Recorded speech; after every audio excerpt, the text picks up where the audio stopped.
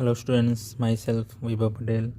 ધોરણ 11 રસાયણ વિજ્ઞાનની અંદર લાસ્ટ વિડીયો લેક્ચરની અંદર આપણે ગિબ્સ ઉર્જા અને સ્વયંસ્ફૂર્ણા વિશે જોઈ ગયા હતા, જેની અંદર આપણે ઉષ્માગતિ શાસ્ત્રનો બીજો નિયમ જોયો હતો અને એના પણ આપણને બે વિધેય જોવા મળતા હતા.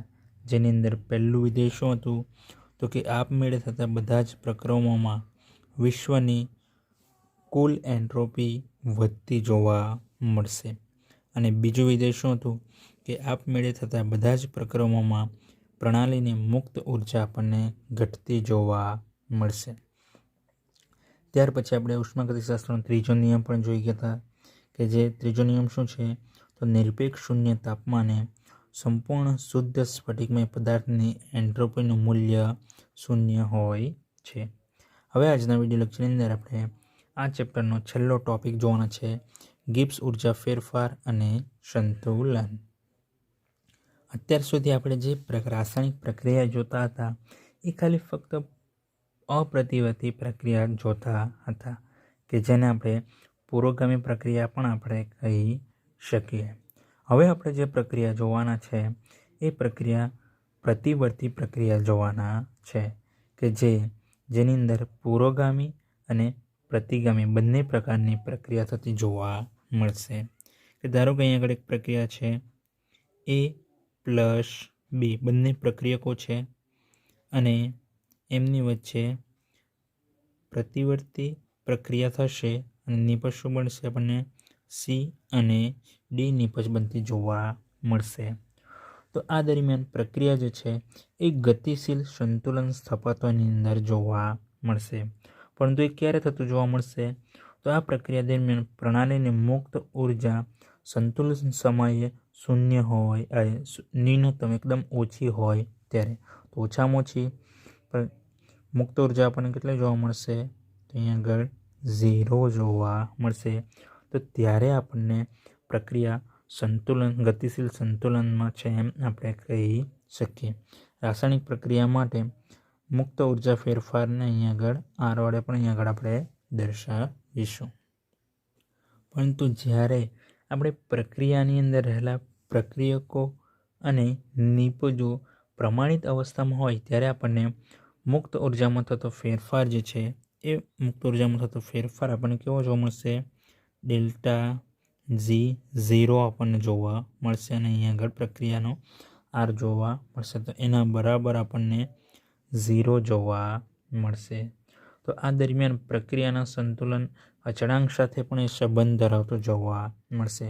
તો એના અચળાંક સાથે સંબંધ ધરાવશે તો આપણને શું જોવા મળશે તો delta G0R plus RTln K બરાબર 0 આપણને જોવા મળશે.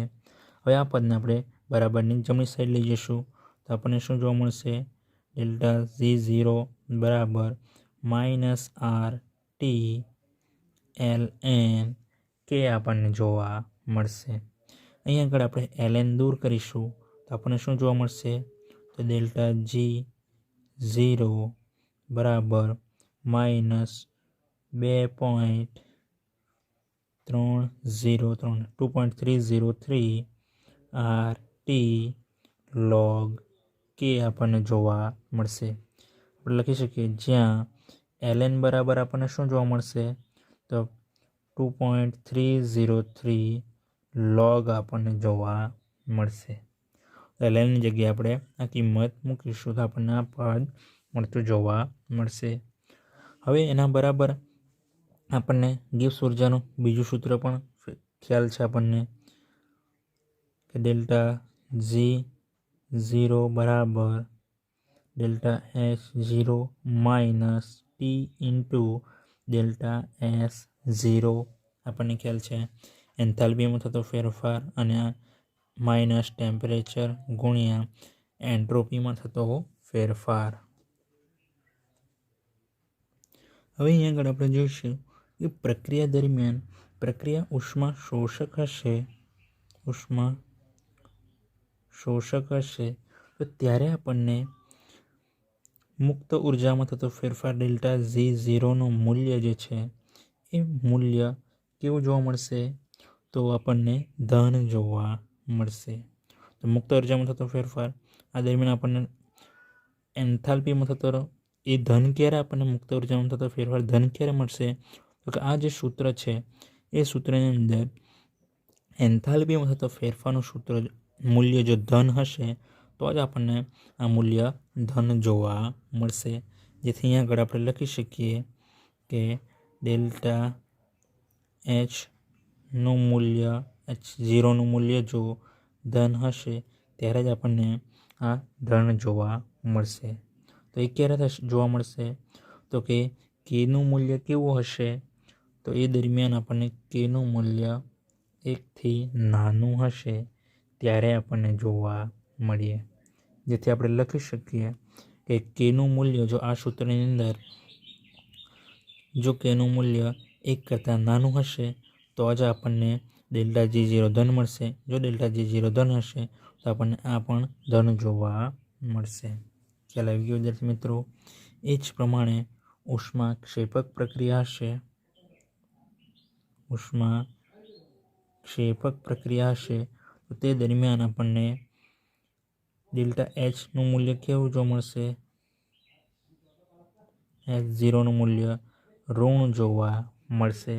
તો તે દરમિયાન આપણને કેનું મૂલ્ય કેવું જોવા મળશે? 1 કરતાં મોટું જોવા મળશે. તો ત્યારે આપણને મુક્ત ઉર્જામાં થતો ફેરફાર પણ આપણને ઋણ જોવા મળશે. ખ્યાલ આવી ગયો વિદ્યાર્થી મિત્રો? અને જો કેનું મૂલ્ય 0 હશે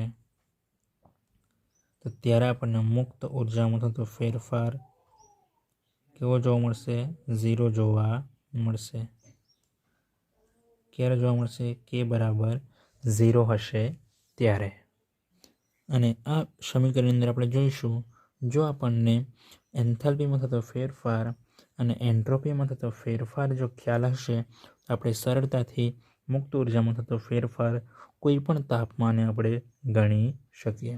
એ જ પ્રમાણે આ સૂત્રની અંદર આપણને જોઈશું તો કે કેનું મૂલ્ય જો આપણને ખ્યાલ હશે કે કેનું મૂલ્ય આપણે સીધી રીતે આપણે માપી શકીએ તો કોઈ પણ તાપમાને આપણે મુક્ત ઉર્જામાં થતો ફેરફારનું આપણે શોધી શકીએ. તમારે આ બે સૂત્ર તમારે યાદ રાખવાના રહેશે. ખ્યાલ આવી ગયો કે મુક્ત ઉર્જામાં થતો ફેરફારના આ બે સૂત્રો તમારે ખાસ યાદ રાખવાના રહેશે. હવે આપણે આ જ સૂત્રનો ઉપયોગ કરીને કેટલાક એક્ઝામ્પલ આપણે ગણવાના છે. અહીંયા આગળ આપણે કોયડો 6.11 જોવાના છે કે જેની અંદર આપણને કીધું છે કે 298 કેલ્વિન તાપમાને ઓક્સિજનમાંથી આપણને ઓઝોનની અંદર પરિવર્તન થતું જોવા મળશે. આપણને આ પ્રક્રિયા પછી ઓક્સિજનમાંથી ઓઝોનની અંદર રૂપાંતર થશે. તો તે દરમિયાન આપણે અહીં આગળ મુક્ત ઉર્જામાં થતો ફેરફાર આપણે શોધવાનો છે. અને કેપીનું મૂલ્ય આપણને આપેલું છે કેટલું છે? 2.47 × 10⁻29 આપણને અચળાંકની કિંમત આપેલી છે. તો અહીંયા આગળ આપણે આન્સર જો શોધીશું તો આપણને સૂત્ર ખ્યાલ છે એનું કેટલું છે સૂત્ર? તો ડેલ્ટા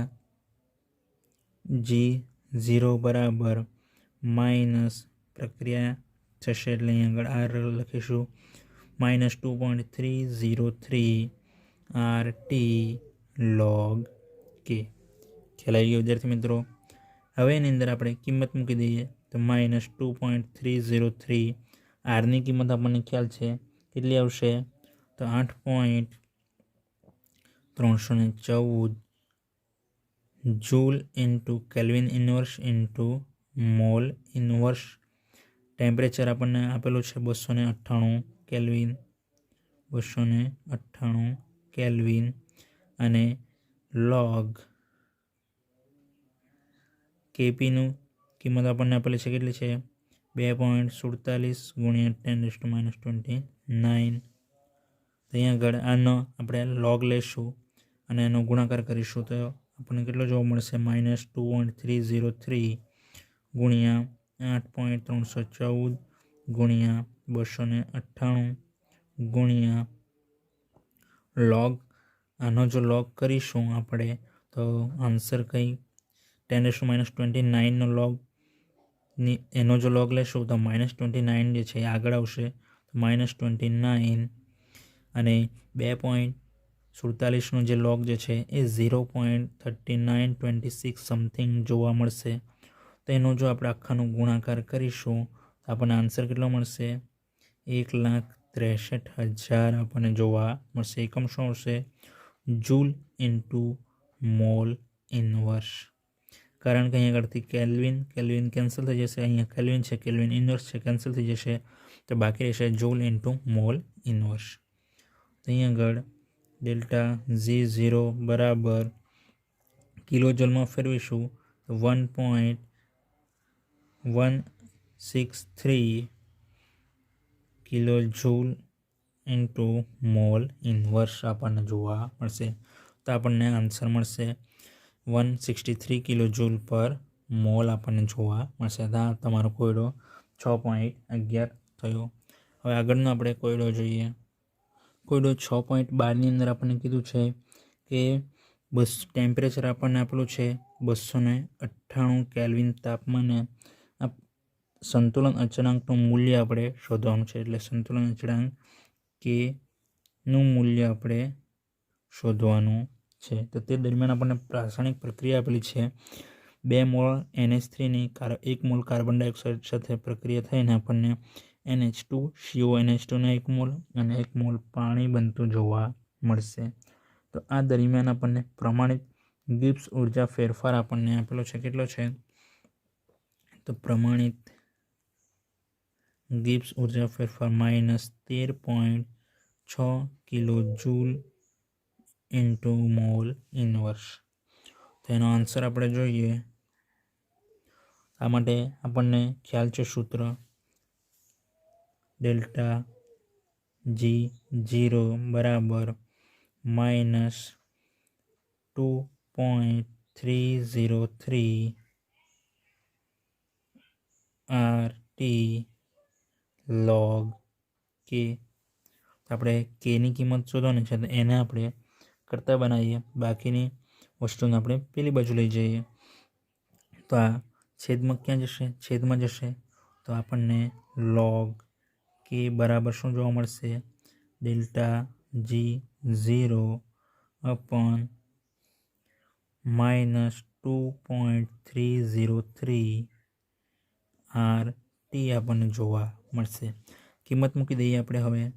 log K બરાબર એની કિંમત આપણને આપેલી છે -13.6 ભાગ્યા -2.303 ગુણ્યા આરની કિંમત આપણને ખ્યાલ છે 8.314 ગુણ્યા ટેમ્પરેચર પણ આપણને ખ્યાલ છે કેટલું છે 298.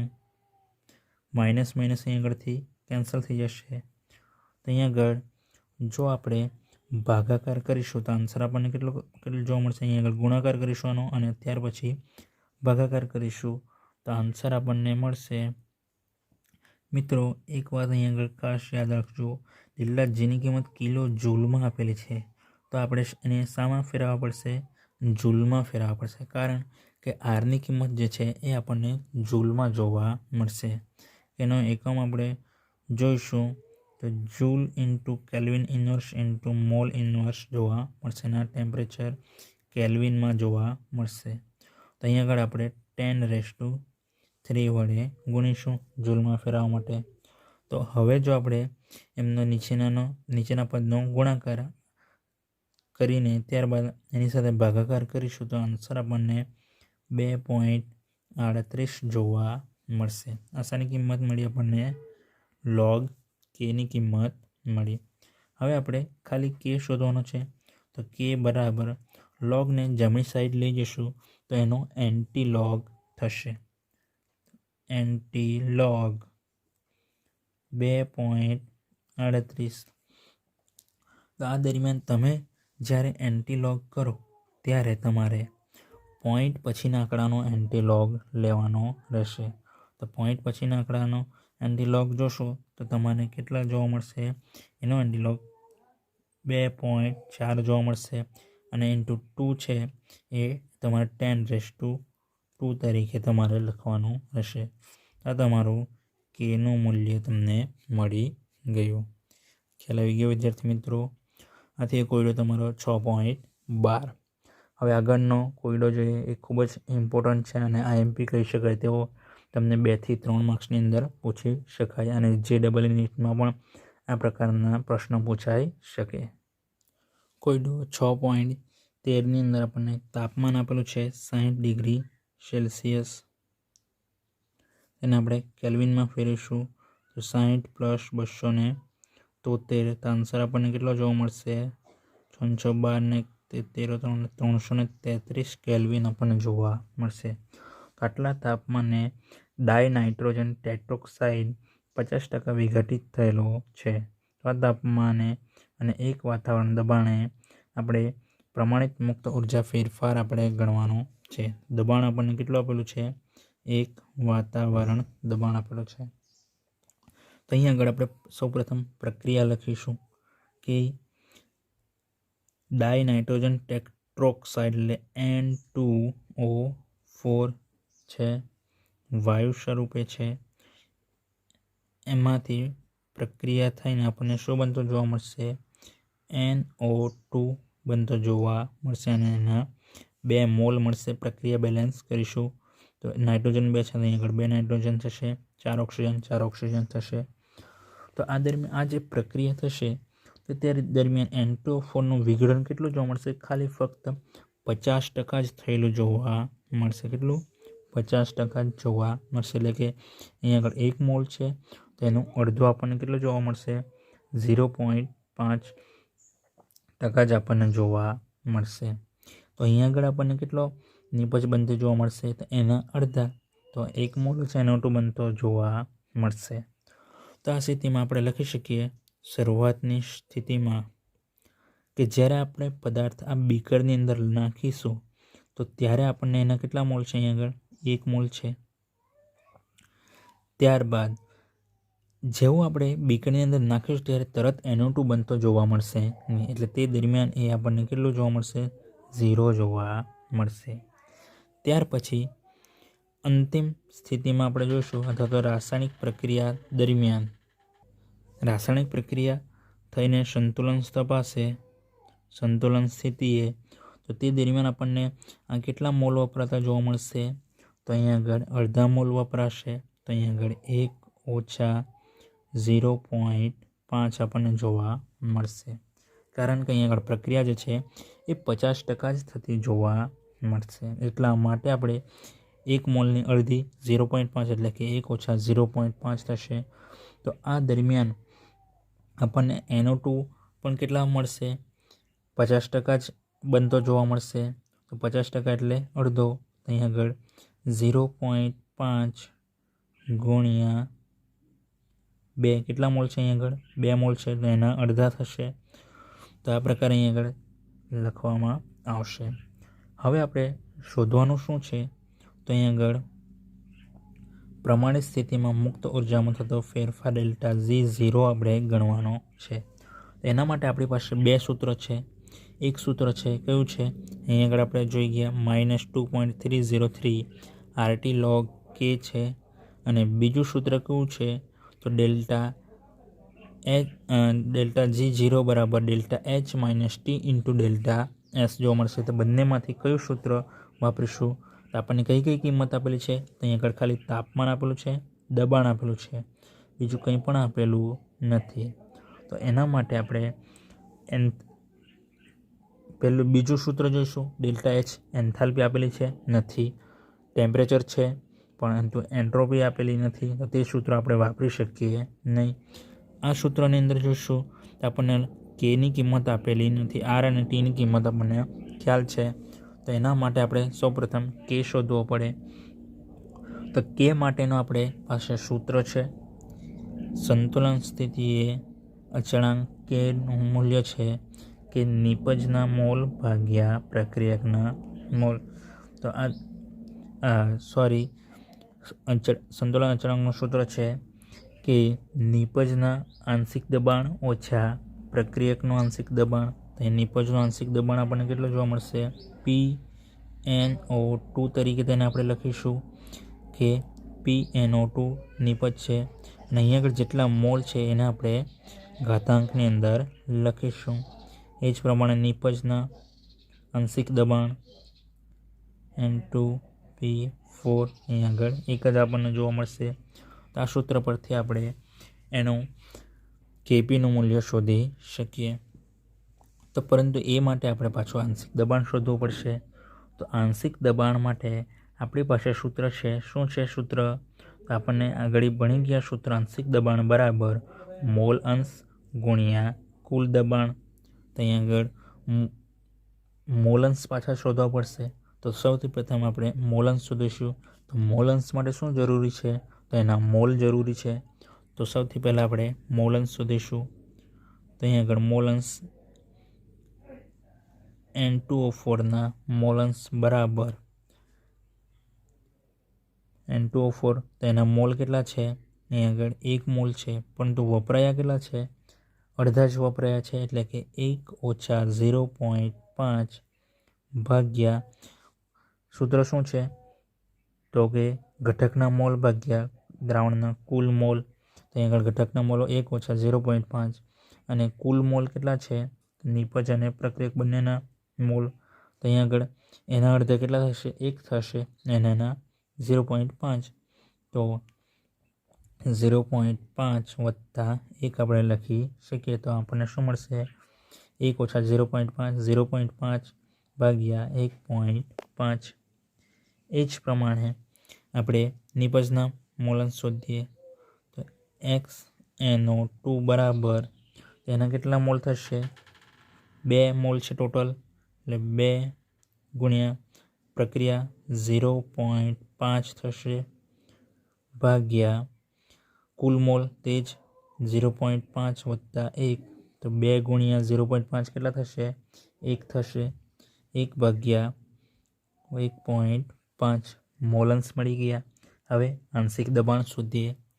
તો N2O4 આંશિક દબાણ બરાબર આપણી પાસે સૂત્ર છે મોલ અંશ ગુણ્યા કુલ દબાણ.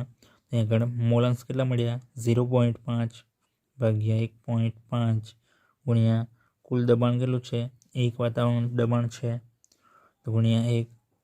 તો આન્સર આપણને કેટલો મળશે? તો 0.5 ભાગ્યા 1.5 જ મળશે. એ જ પ્રમાણે NO2 આંશિક દબાણ શોધીશું. તો અહીં આગળ 1 ભાગ્યા 1.5 ગુણ્યા 1. તો આપણને ફરી પાછું 1 ભાગ્યા 1.5 જ આપણને જોવા મળશે.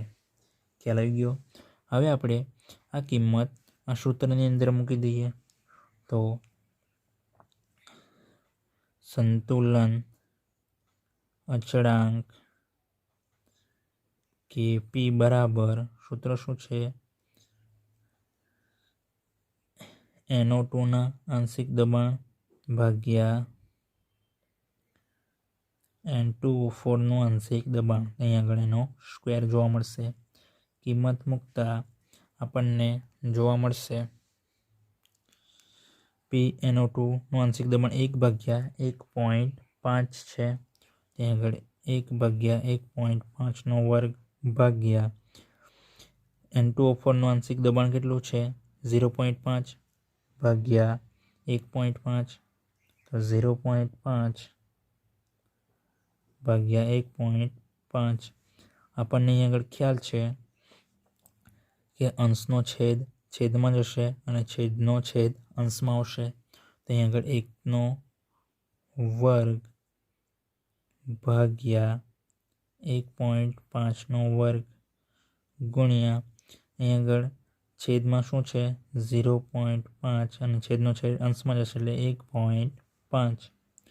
અહીં આગળ જો આપણે જોશું તો 1.5 અહીં આગળથી કેન્સલ થઈ જશે, એટલે 1 ભાગ્યા 1.5 1 ભાગ્યા 1.5 ગુણ્યા 0.5 રહેશે. આપણને આન્સર કેટલો જોવા મળશે? 1.33 વાતાવરણ દબાણ જોવા મળશે. આ થયું આપણને સંતુલન અચળાંક Kpનું મૂલ્ય. હવે એ મૂલ્ય આપણે સૂત્રની અંદર મૂકી દઈશું. મુક્ત ઉર્જામાં થતો પ્રમાણિત મુક્ત ઉર્જામાં થતો ફેરફાર ડેલ્ટા G0 બરાબર -2.303 RT log Kp લખીએ આપણે. ત્યાં આગળ -2.303. આરની કિંમત આપણને ખ્યાલ છે 8.314 ગુણ્યા ટેમ્પરેચર આપણને આપેલું છે 333 કેલ્વિન ગુણ્યા log કેપીની કિંમત આપણને કેટલી મળી 1.33. તેના બરાબર -2.303 ગુણ્યા 8.314 ગુણ્યા 333. log 1.33ની કિંમત આપણને જોવા મળશે 0.1239. દરેકનો આપણે ગુણાકાર કરીશું તો આપણને પ્રમાણિત મુક્ત ઉર્જામાં થતો ફેરફારની કિંમત -763.8 કિલો જૂલ પર મોલ જોવા મળશે. તો આપણને મુક્ત ઉર્જામાં થતો ફેરફાર જે છે એ જોવા મળશે. તો આ એક્ઝામ્પલ છે, ખૂબ સરસ એક્ઝામ્પલ છે, તમને 2 થી 3 માર્ક્સની અંદર પૂછી શકાય. તો આ સિવાયના બાકીના જે સ્વાધ્યાયની અંદર એક્ઝામ્પલ બાકી રહ્યા છે એ તમારે હોમવર્કની અંદર કરવાના રહેશે. Thank you friends.